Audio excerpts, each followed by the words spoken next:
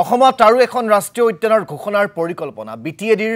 চিকনাঝাৰক ৰাষ্ট্ৰীয় উদ্যান ঘোষণাৰ প্ৰস্তাৱ স্বাধীনতা দিৱসৰ কাৰ্যসূচীত এই ঘোষণা মুখ্যমন্ত্ৰী ডক্টৰ হিমন্ত বিশ্ব শৰ্মাৰ অসমৰ ৭ ৰাষ্ট্ৰীয় উদ্যান কাজিৰঙা মানস ডিব্ৰু ছৈখোৱা ওৰাং ৰাইমনা দিহিং পাটকাই আৰু নামেৰীৰ লগত অসমৰ ৮ম ৰাষ্ট্ৰীয় উদ্যান হিচাপে বিটিএডিৰ চিকনাঝাৰক আমি ঘোষণা কৰিবলৈ পাই গৌৰৱ অনুভৱ কৰিছো। অসমৰ ৭খন ৰাষ্ট্ৰীয় উদ্যান কাজিৰঙা মানস ডিব্ৰু ছৈখোৱা ওৰাং ৰাইমনা দিহিং পাটকাই আৰু নামেৰীৰ লগত অসমৰ ৮ম ৰাষ্ট্ৰীয় উদ্যান হিচাপে